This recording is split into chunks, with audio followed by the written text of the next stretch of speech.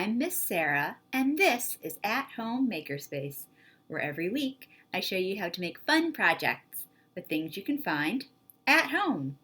This week, in honor of Groundhog's Day, we'll be exploring the science of shadows. On Groundhog's Day, it's believed that if the groundhog sees his shadow, there'll be 6 more weeks of winter. But if he doesn't see his shadow, it'll be an early spring. Now, this isn't a very scientific use of shadows, but there are tons of fun shadow science experiments that you can try. In this video, we'll be exploring what can and can't make shadows, then try some experiments to explain how one object can cast more than one shadow, and see if we can make some colorful shadows. So, let's get started.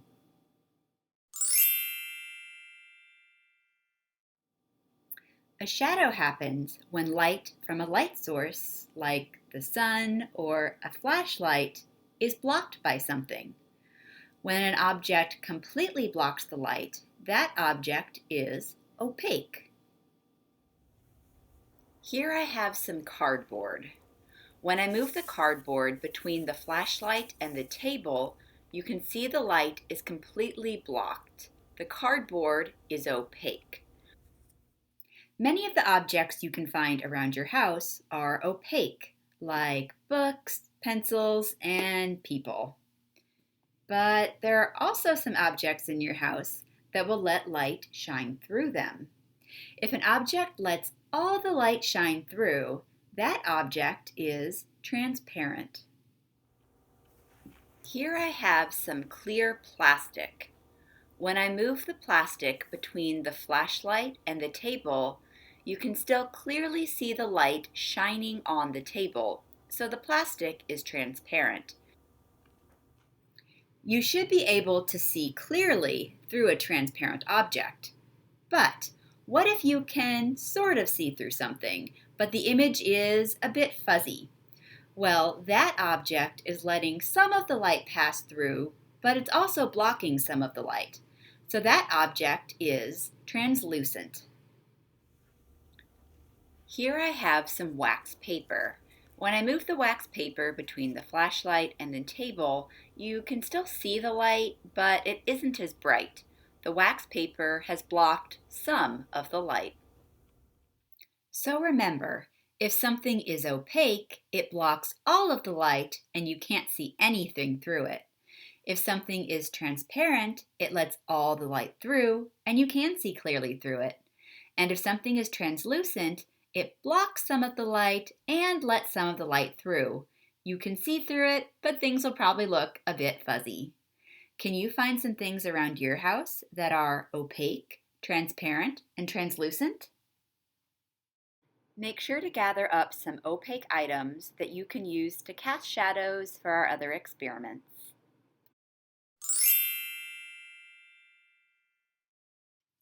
For our next experiment, let's explore how one object can cast 2 shadows. For this project, you'll need 2 or more flashlights and an opaque object. I'm using a pencil. Start by shining one flashlight on the wall of a darkened room. When I pass my pencil between the light and the wall, you can see it blocks the light and makes a dark shadow. That's because the light from our flashlight travels in a straight line. If we put something like a pencil in the path of that straight line, it will block the light, creating a shadow.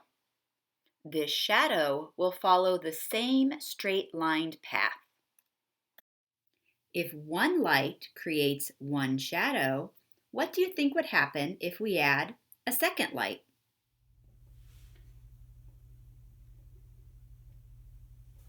When you add a second light, you get 2 shadows. If we add a second flashlight, its light will also move in a straight line, but it'll be coming from a different direction. When this light is blocked by a pencil, it creates a shadow in a different place than the shadow from our first flashlight.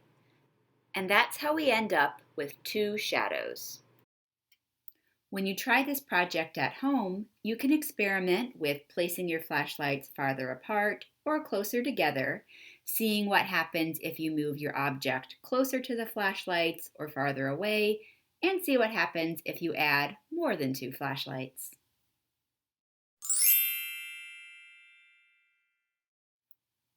For our final experiment, we'll be exploring how and why you can make colorful shadows.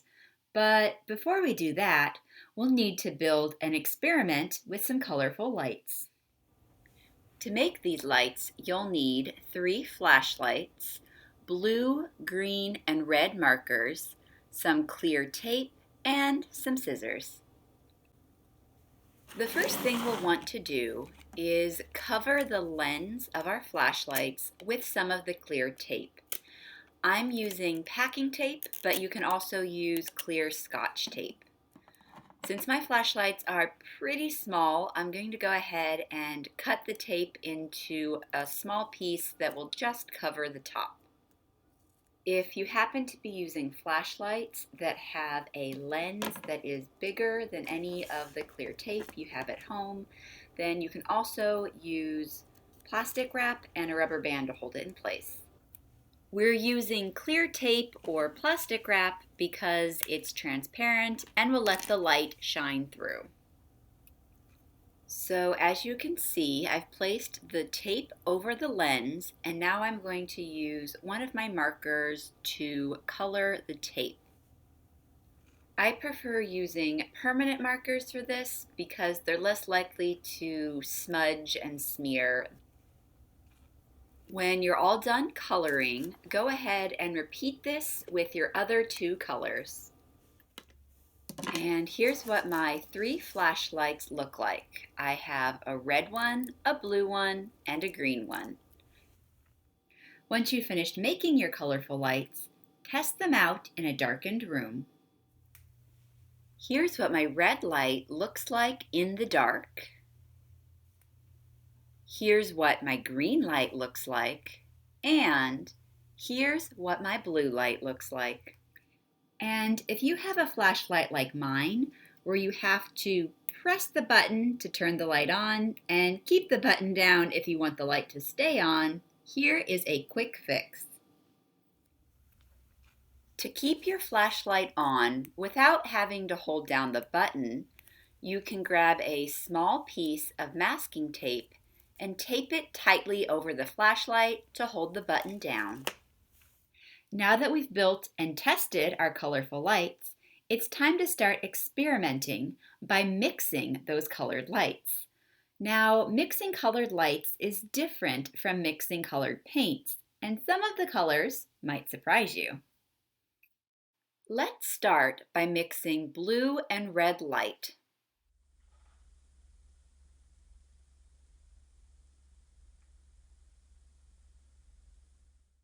You get a pinkish purplish color called magenta. Now let's mix blue light and green light.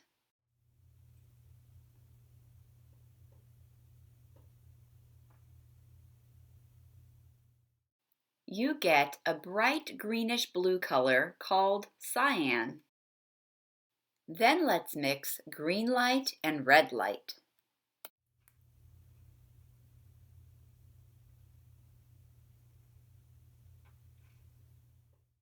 And amazingly, you get yellow. So what do you think will happen if we mix all 3 colors of light, green, blue, and red?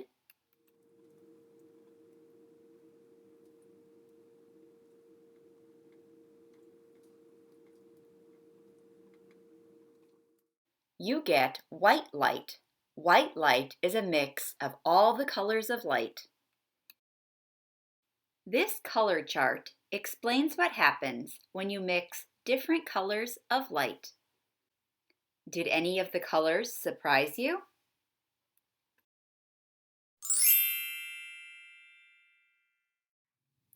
And finally, let's learn how using colorful lights can make colorful shadows.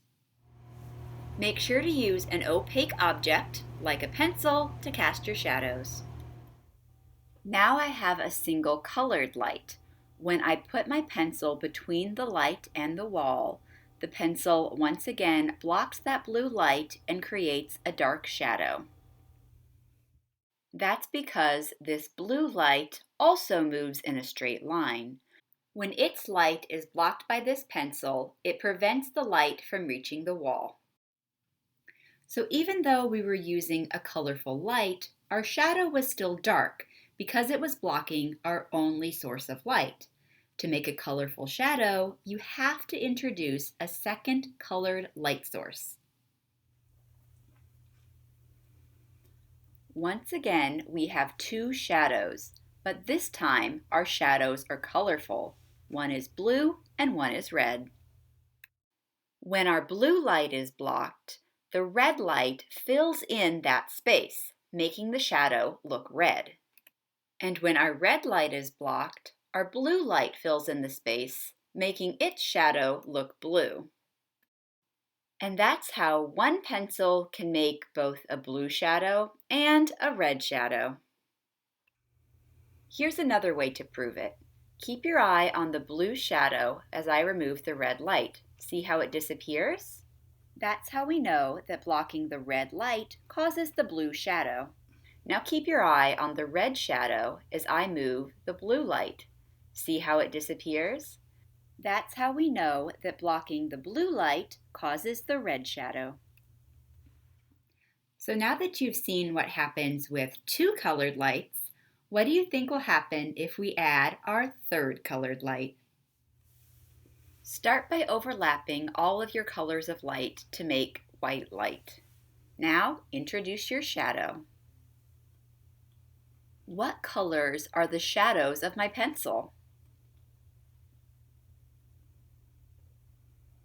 Remember the colors we made by mixing two colors of light?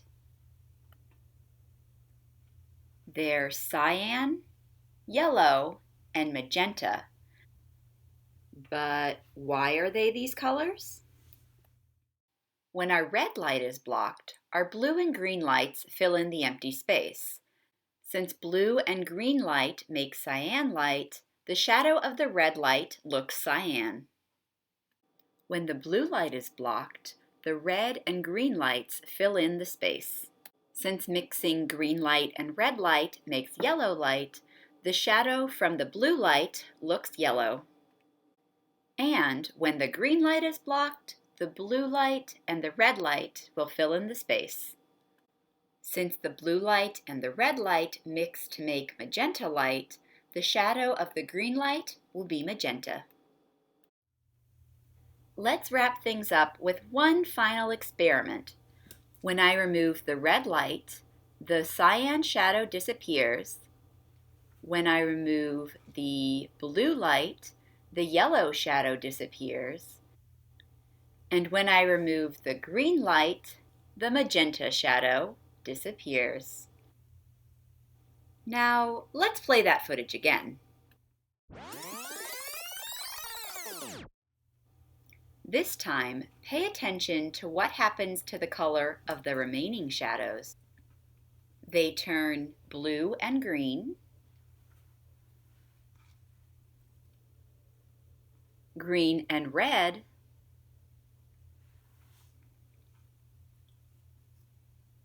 and blue and red.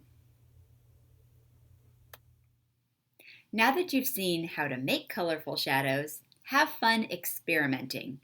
You can try using different objects to cast your shadows. You can try moving your flashlights farther apart or closer together to see how that changes the shadows. Or you can try using different combinations of colored lights. What do you think would happen if you had two red lights and a blue light?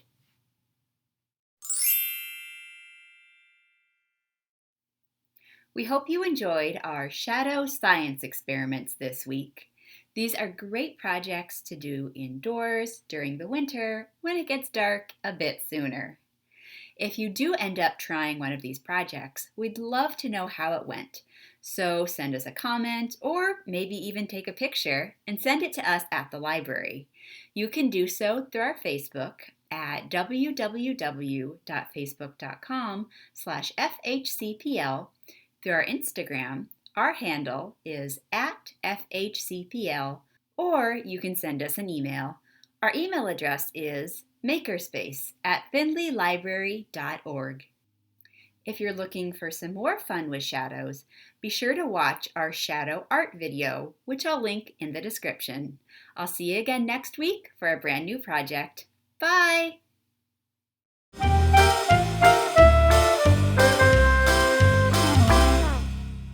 And now, here's a behind-the-scenes peek at how I filmed my shadows. I actually filmed this in my bathroom because it's the only room without windows. I set my camera on a tripod. Then I folded over the edge of my bathroom mat to make a little ramp and set the lights on top. This helped the lights be angled up towards the wall. Then I switched the lights out and began to film.